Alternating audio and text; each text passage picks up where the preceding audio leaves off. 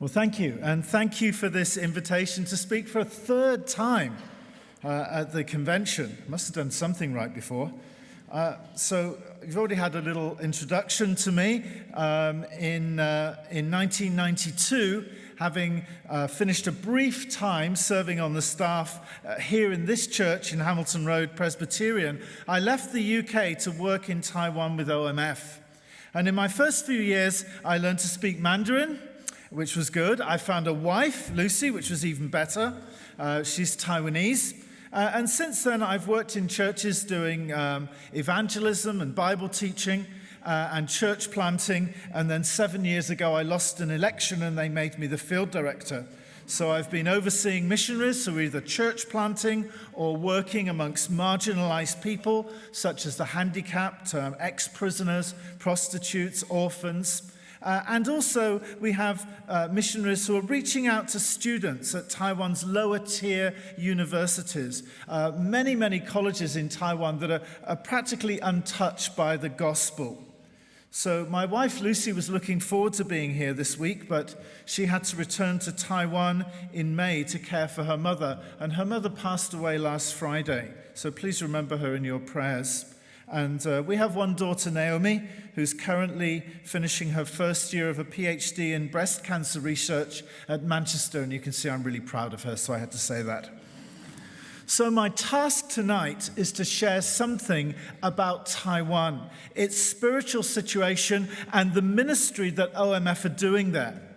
In the last couple of months, Taiwan has been in the news with speculations of imminent invasion coupled with predictions of the start of World War III, so much so that you probably all have a good idea where it is, which is a good start. I want to give you a bit of the background to the church in Taiwan. In the 1950s, the Republican Army of Chiang Kai-shek retreated to the island of Taiwan. At that time, a few million refugees from China fled there, including many Christians and foreign missionaries.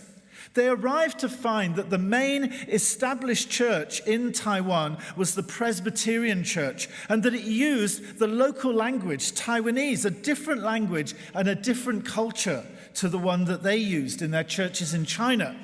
Many people have told me that all over the world, the Presbyterians have a different language and a different culture. The arriving Christians started their own Mandarin-speaking churches, which grew rapidly amongst the displaced mainlanders. For about 10 or 15 years, there was fast church growth. And by the 60s, Taiwan had many different churches, but there was a strong division between the churches that came from China, the Baptists, the Methodists, the Lutherans, and those original Taiwanese-speaking Presbyterian churches. That division was cultural, racial, and political.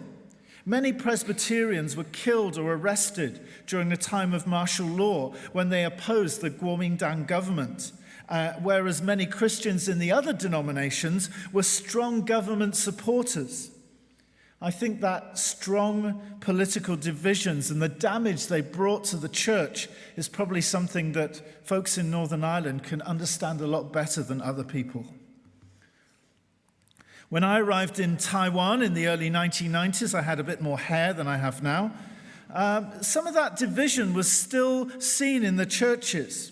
But over the last 30 years, a new generation of church members have arisen who are far less concerned with the historical divisions. The church has grown in Taiwan. New independent denominations have arisen that have grown significantly. The number of evangelicals has grown, with figures between 3% and 4% being quoted by researchers. God is growing his church in Taiwan, a church which has struggled through division, but today is reaching out all over the island and sending missionaries to join God's mission around the world. So for that reason, in the early 2000s, OMF decided that we would focus on ministry to a part of the population that was not being reached by the growing churches in Taiwan's megacities. I want to use the rest of the time to share a few simple things that we have been learning as we focused on reaching out to the working class and the marginalized. It wasn't a new initiative for us. Missionaries in the 50s and 60s had been doing leprosy work in Taiwan. In the 70s and 80s, they'd been working with tribal people. In the 80s and 90s, they worked with the huge numbers of young people living in the huge industrial factory zones. But from 2000 onwards, this has been our passion to reach out to the working class. And I want to give you some insights into the work in Taiwan, but perhaps make you think a little bit about your own outreach in Northern Ireland or wherever it is you go to church. Many of Taiwan's working class follow traditional folk religion practices. If you walk into a large Taiwanese temple, your senses will be stimulated by the bright colors and the complex collection of elaborate carved idols representing hundreds of different gods. And on festival days, you'll be deafened by the sounds of firecrackers, the clanging of cymbals, and more recently, the hip-hop music that accompanies the gods as they're paraded through the streets. When people worship the gods in Taiwan, it's mostly because they're looking for protection. If their son has an important exam, they'll place a copy of his student ID in front of the god of literature. If their daughter is having a baby, they will go and petition the goddess of births and marriages for a safe delivery, preferably of a son, of course. Don't want a daughter. If they have... That's their bias, not mine. If they have bad luck, they might choose a god famous for dealing with evil spirits and ghosts. For Christian workers in that situation, where people are open to many different faiths, something more simple than a statement such as, God loves you and has a wonderful plan for your life, is needed when it comes to evangelism. Who is this God? And why does he care for me? What do you even mean by the term God? We realize that when sharing about Christianity, our starting point has to be not the Gospels of the New Testament, but the creation stories of the Old Testament, as we speak to those whose concept of God, of deity and morality, and the relationship between God and humanity are starting from a very different place. So I want to tell you the story of Abi. Abi was a truck driver in the city of Chiayi. His wife was a Christian, but he had no interest in the Christian faith. He would drive his wife to church, but he wouldn't go in because he chain smoked and he knew that smoking wasn't allowed in church. But a group of OMF missionaries rented an office in downtown Chiayi, and they invited some men like Abi, to come in the evenings and to drink tea and to chat. And because it was an office, they could smoke. And as the group became friends, the missionaries began to tell Bible stories. And Abi found himself attracted to the message of Jesus. However, there was a problem. As a child, he had been very ill and near death when his family had prayed to an idol of the god Wang Ye.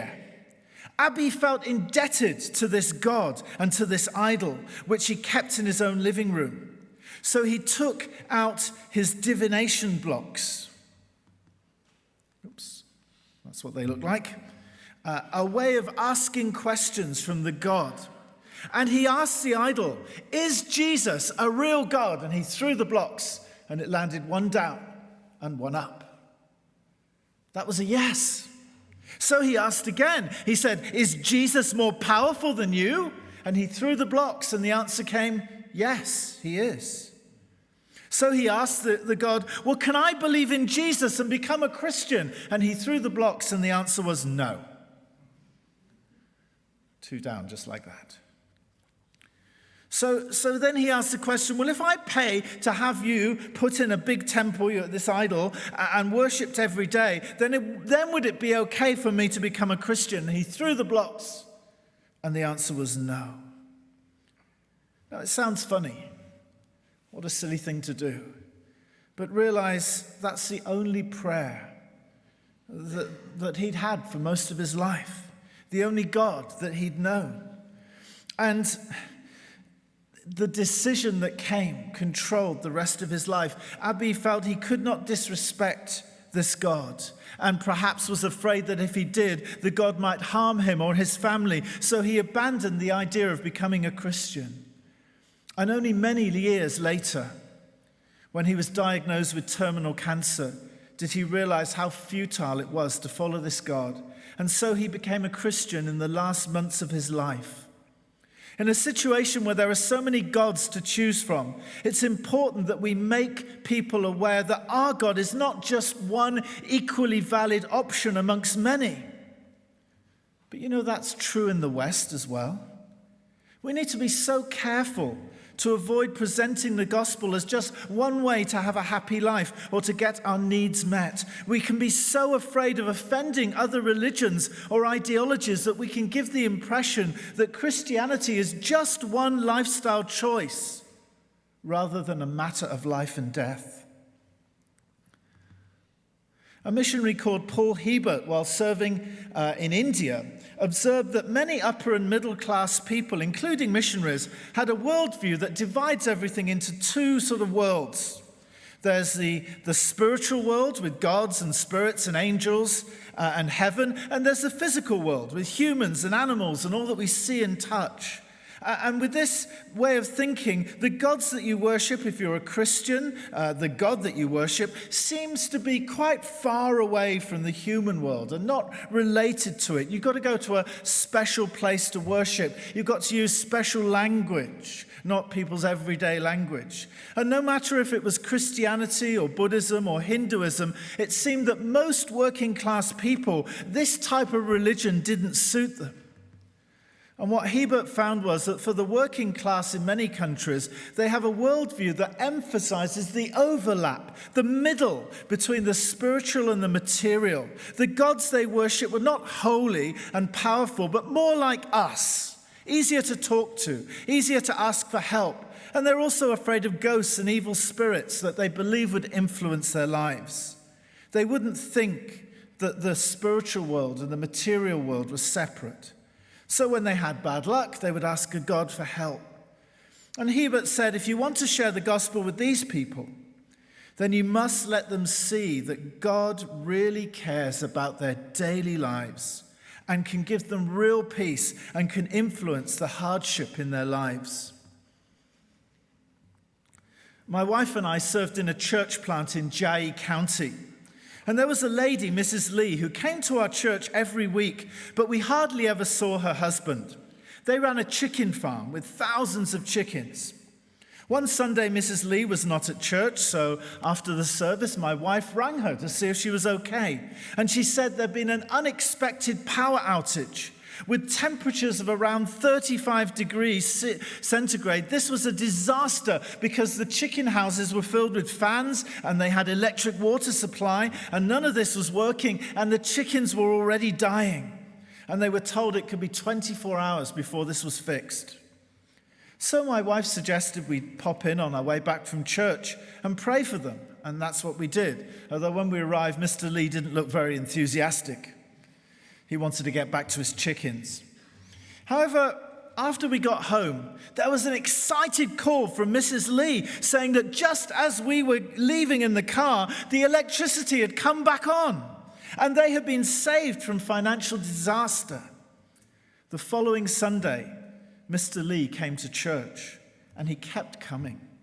He'd not been interested in the God that his wife worshipped at the church, but he was interested in a God who could save his chickens. Now, of course, he still needed to know who this God was and that there's only one true God. But I think there's a challenge for us here. How much in the way we live our lives and the way we talk about our faith do we show that we worship a God who's relevant to the people around us? Do we show that he's concerned with work, with parenting, with health, with financial issues that people care about? Or do we give the impression that Christianity is more like a weekend hobby, a social club like sailing or football? One of the biggest challenges in reaching out to the working class is the middle class culture of the church. When my daughter attended Taiwanese elementary school, there was a boy in the class, let's call him Ahua. He was from a very poor family and he was being raised by grandparents. Every day he would go to cram classes to practice for tests. But when he went home, he would do it, the other kids would go, but Ahua would go home and do his homework in front of the TV. And he always came last in the tests. And at the age of 7, he was being taught that he was worth nothing. He was a failure. For the rest of his life, he would never feel comfortable sitting in rows in classrooms with books in front of him and a teacher speaking at the front. This would always feel like a place where he was not valued. Imagine him some years later. For some reason, he decides to go to church. Don't know why. He's standing outside and he's seeing the church members arriving, and he begins to feel nervous because they're all arriving in expensive cars, they're smartly dressed, they're different from him. He stands there in his cheap night market clothes, smoking a cigarette. He plucks up the courage to go in, and he's welcomed at the door by a well-dressed, friendly lady who hands him a visitor's card to write down his email. And he doesn't really like writing, and he doesn't have an email. And he goes into the church where there are rows of pews with lots of books and Bibles and hymn books, and there's a preacher at the front who's going to talk without interruption for 45 minutes, and he's desperate for a cigarette. And then the service ends, and everyone talks to their friends, and nobody talks to him. Do you think he'll ever come back? Do you think he'd ever go in the first place?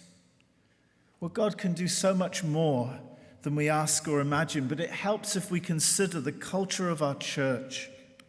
And how are we to reach out to people outside of that culture? Jesus commands us to go, and to go where the people are.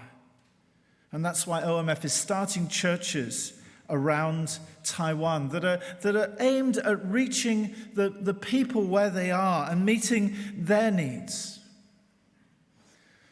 So in Taipei, we have a shop workers church that has services at 10:30 at night on Sunday and midweek, because that's when people finish work.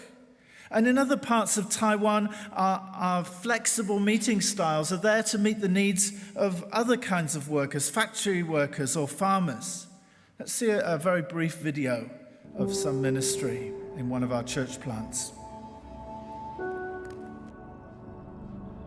Among the whole Taiwan, there are some places that they have less Christian church and less Christian. Zhanghua is one of the county, and Puxin is one of the townships. So we want to see a church in every village and disciples in every family. One of the boys, when we first met him, he was about like 12 or 13 years old. When we do Sunday worship at home on Sunday morning, he would just sit next, like away from us and playing Legos. It is very hard to get him to involved or get him on board with what we are reading, what we are discussing in the Bible. After 3 years, he can lead our Bible discussion. He can lead us to pray. He can share the hymns with us and sing with us. And I'm so joyful to see this and witness this happening, that God is not giving up on anyone. We open our house for Sunday morning for anyone there who is interested to learn about from the Bible. We sing the hymns together, we read the Bible together, we pray together, and we enjoy our fellowship. We have lunch together. For farmers, they need to get up at 4 or 5 and start doing some farming job. It will be very hard for them to clean up themselves, finish their work on the field, and then going over to our church, our house, to do worship together. So we say we start, our church service start at 10, but we have people coming maybe like in the next 15 minutes or next 30 minutes, and people will start coming in and joining us. Many of our ministry, preaching the word or counseling or training, happens in people's houses or people's workplace. And so this way people will have a lot of examples and precedents, knowing that, oh, ministry can happen in my house, even if it's unpresentable.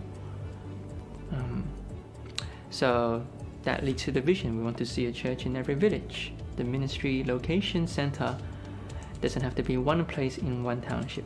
It can happen across the township.